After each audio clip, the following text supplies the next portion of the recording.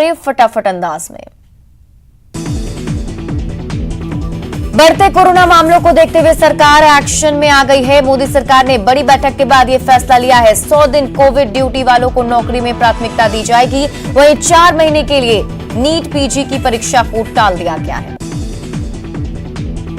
Tweet के जरिए CM Ashok Gehlot ने मरुधरा के लोगों से अपील की है 17 मई तक स्वयं लॉकडाउन समझकर ही व्यवहार करें और रेड अलर्ट जन अनुशासन पखवाड़े की गाइडलाइंस की पालन करें। मुख्यमंत्री अशोक गहलोत ने कोरोना प्रबंधन की समीक्षा बैठक ली। बैठक में मुख्यमंत्री ने बताया कि सोमवार को केंद्रीय गृह मंत्री अमित शाह ने फोन पर प्रदेश को ऑक्सीजन के उठाव के लिए अतिरिक्त टैंकर उपलब्ध कराने का आश्वासन दिया है। सीएम ने कहा कि राज्य सरकार कोविड संक्रमण की दूसरी लहर के दौरान ऑक्सीजन की अत्यधिक आवश्यकता के दृष्टिगत राज्य सरकार प्रदेश को मेडिकल ऑक्सीजन की पूर्ति के लिए आत्मनिर्भर बनाने की दिशा में काम कर रही है। इस दौरान सीएम ने कहा कि प्रदेश में चिकित्सा शिक्षा विभाग के साथ साथ जिला प्रशासन नए ऑक्सीजन प्लांट स्थापित करने और ऑक्सीजन कॉन्सेंट्रेटर की खरीद के लिए समन्वित प्रयास करें। सीएम ने कहा कि अस्पतालों में कोविड रोगियों के लिए ऑक्सीजन की जरूरत को पूरा करने में ऑक्सीजन कॉन्सेंट्रेटर उपयोगी साबित हो सकते हैं। देश भर में कोरोना की जानलेवा रफ्तार जारी है। पिछले 24 घंटे में कोरोना के 3,50,000 नए केस सामने आए, जबकि एक दिन में 3,071 लोगों की जान चली गई। मरुधरा में कोरोना की दूसरी लहर का कहर जारी है। 24 घंटे में 17,296 नए कोरोना केस मिले। वहीं 24 घंटे में 154 मरीजों की मौत। कोरोना के बढ़ते संकट के बीच यूपी की योगी सरकार ने लॉकडाउन को 2 दिन के लिए बढ़ा दिया है। यानी अब यूपी में मंगलवार बुधवार भी लॉकडाउन रहेगा, जो गुरुवार सुबह 7 बजे तक जारी रहेगा। कर्नाटक के चामराजनगर में ऑक्सीजन की कमी से जिला अस्पताल में 24 मरीजों की मौत हो गई, जिस पर जिला प्रशासन ने मौत की ऑडिट रिपोर्ट सौंपने का आदेश दिया है। देश में कोरोना महामारी का खतरा बरकरार है। केंद्रीय स्वास्थ्य मंत्रालय के संयुक्त सचिव लव अग्रवाल ने बताया कि देश में अब तक 81.77% मामले ठीक हो गए हैं। देश में करीब 34 लाख सक्रिय मामलों की संख्या बनी हुई है। सुप्रीम कोर्ट ने ऑक्सीजन मामले पर खुद संज्ञान लेते हुए केंद्र को निर्देश दिया है कि वो दिल्ली के लिए हो रही ऑक्सीजन की कमी को दिन के अंदर पूरा करे।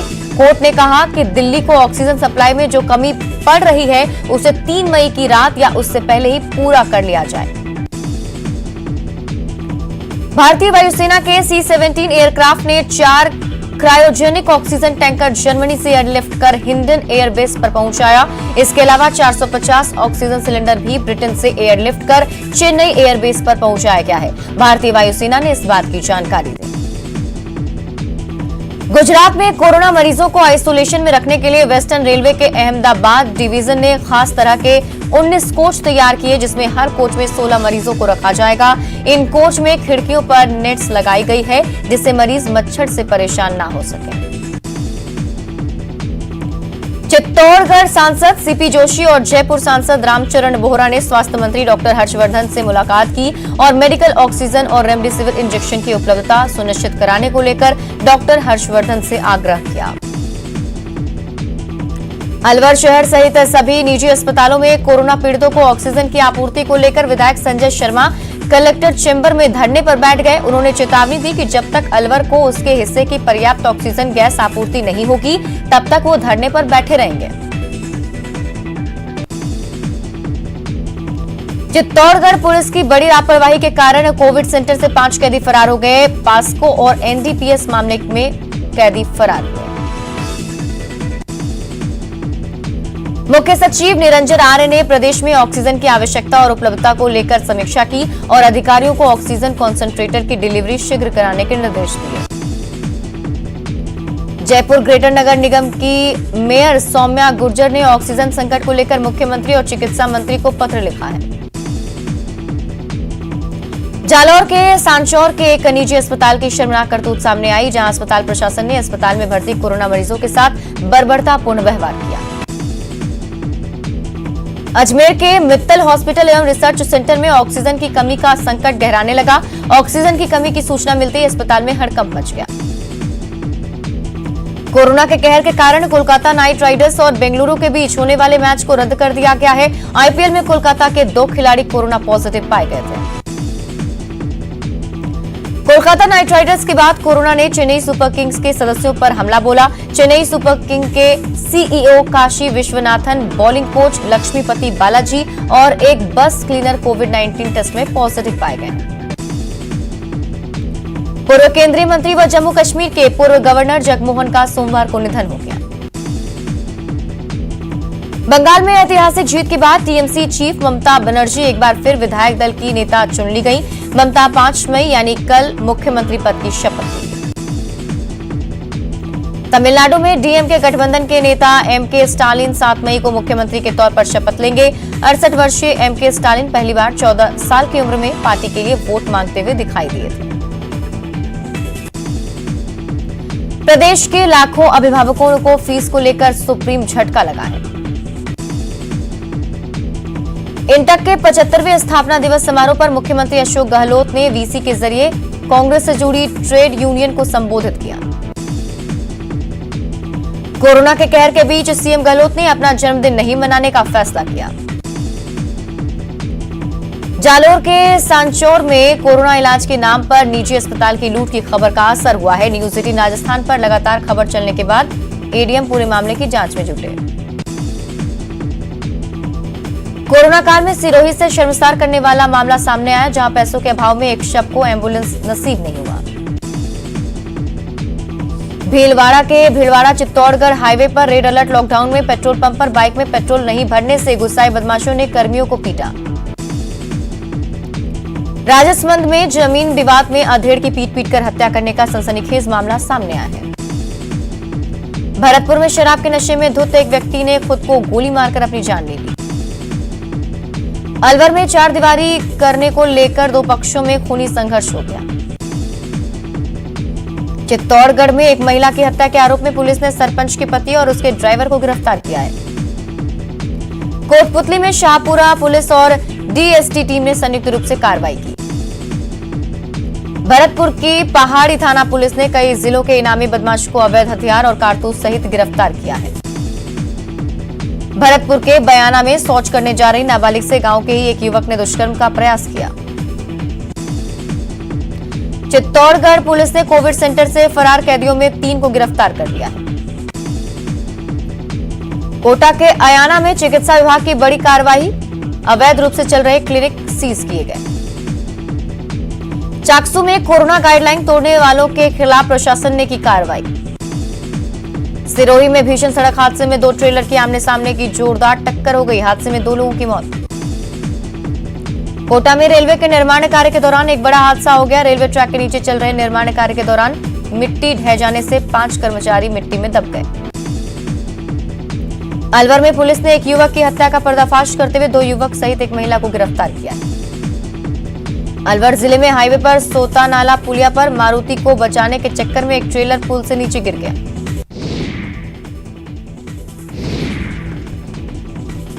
अलवर में टेंट का काम करने वाले एक युवक की हत्या का मामला सामने आया, जिसके पूरे इलाके में सनसनी फैल गई। सीकर में फेसबुक पर समुदाय विशेष के खिलाफ अमर्यादित टिप्पणी करने के मामले में एक आरोपी को गिरफ्तार किया गया। पोकरण में जन अनुशासन पखवाड़ा के तहत पुलिस ने सख्त रवैया अपनाया।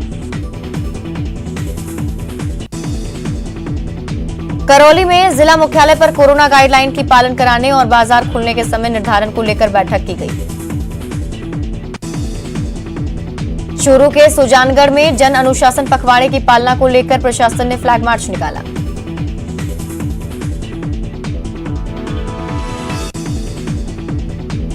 करौली जिले में एक साथ 314 कोरोना संक्रमित मिलने से हड़कंप मच गया। चूरू के सुजानगढ़ में जन अनुशासन पखवाड़े की अनुपालना में नगर परिषद की टीम ने कार्रवाई की है। कोटा में कोरोना के संक्रमण के बढ़ते खतरे को देखते हुए कोटा ग्रामीण पुलिस ने रोड मार्च निकाला। चूरू में कोरोना का कहर लगातार जारी, जिसके चलते जिले में सोमवार को 467 कोरोना पॉजिटिव मिले। और यहां रुकते हैं एक छोटे से ब्रेक के लिए। तो आइए फटाफट अंदाज में देखते हैं कुछ और खबरों को।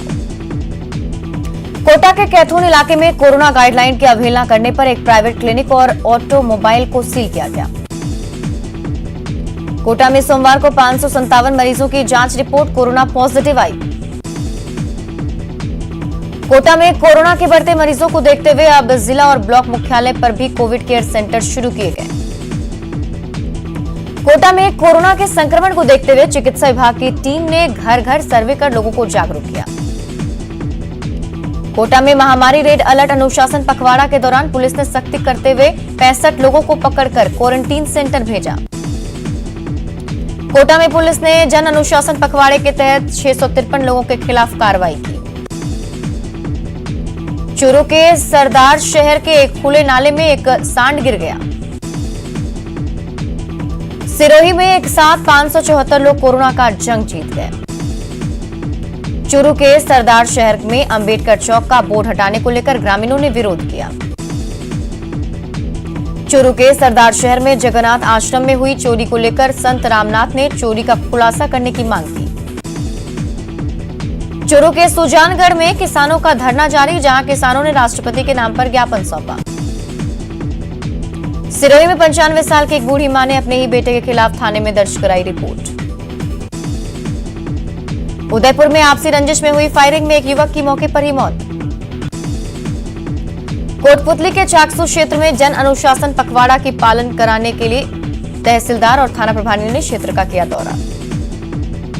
श्रीगंगानगर के सूरतगढ़ की संगम विहार कॉलोनी में गेट को लेकर विवाद हो गया। अलवर में रेड अलर्ट जन अनुशासन पखवाड़े के तहत पुलिस ने कोविड गाइडलाइंस की पालना की। संभाग के डीसी दिनेश यादव सोमवार को दौसा दौरे पर रहे। इस दौरान उन्होंने सभी के साथ मिलकर बैठक किया। झालवाड़ में बढ़ते कोरोना संक्रमण के चलते सब जिले के सभी सीएचसी अस्पतालों में कोरोना मरीज के उपचार की व्यवस्था सुनिश्चित की गई। श्रीगंगानगर में कोरोना को लेकर रेड अलर्ट महामारी जन अनुशासन पखवाड़े के तहत नई गाइडलाइंस की पालन के लिए जिला प्रशासन ने पुख्ता इंतजाम किए। कोटपुतली में जन अनुशासन पखवाड़े की पालन को लेकर जयपुर ग्रामीण में पुलिस प्रशासन मुस्तैद नजर आया। श्रीगंगानगर के सूरतगढ़ के राजकीय चिकित्सालय स्थित ट्रॉमा सेंटर को कोविड डेडिकेटेड हेल्थ सेंटर में बदलने की कवायद शुरू कर दी गई। डूंगरपुर में विधायक गणेश घोगरा की ओर से गरीब जरूरतमंद लोगों को राशन सामग्री के साथ मास्क वितरित किया गया। कोटा में चिकित्सा विभाग ने बड़ी कार्रवाई करते हुए अवैध रूप से चल रहे क्लिनिकों पर कार्रवाई की है। सवाई माधोपुर जिले में कोरोना के बढ़ते संक्रमण को देखते हुए पुलिस प्रशासन ने फ्लैग मार्च किया। झालवाड़ा में जिले में बढ़ते कोरोना संक्रमण के चलते जिले के सभी विधायकों ने जिला कलेक्टर से मिलकर कोरोना की हालत को लेकर समीक्षा की। सवाई माधोपुर जिला मुख्यालय के सामान्य चिकित्सालय में कार्यरत संविदा कर्मियों ने प्रदर्शन करते हुए ठेका प्रथा को बंद करने की मांग की। कोटा के ग्रामीण इलाके में पुलिसकर्मियों ने रैली निकालकर लोगों को जागरूक किया। प्रतापगढ़ में कोरोना के बढ़ते संक्रमण को देखते हुए पुलिस और जिला प्रशासन ने लोगों पर चालानी कार्रवाई के साथ साथ कोविड सेंटर भेजने की चेतावनी दी। वार्डों में पर्याप्त पानी की सप्लाई नहीं होने से नाराज कोटा दक्षिण नगर निगम के 2 वार्ड पार्षद धरने पर बैठ गए। अजमेर के कई क्षेत्रों में पेयजल का संकट गहराने लगा है। कोरोना की दूसरी लहर में झुंझुनू की कानून व्यवस्था की समीक्षा के लिए जयपुर रेंज के प्रभारी ADG vigilance Biju George Joseph एक दिवसीय दौरे पर झुंझुनू आए। बीकानेर में पुलिस प्रशासन ने पैदल मार्च निकाला। भरतपुर का राज बहादुर मेमोरियल अस्पताल प्रशासन की लापरवाही की वजह से हमेशा सुर्खियों में रहता है। सवाई माधोपुर जिले में कोरोना के कारण रोडवेज व्यवस्था भी बुरी तरह से प्रभावित हुई। कोरोना काल में ऑक्सीजन की बढ़ती मांग को देखते हुए जिला अस्पताल में एक अतिरिक्त ऑक्सीजन प्लांट लगाया जा रहा है।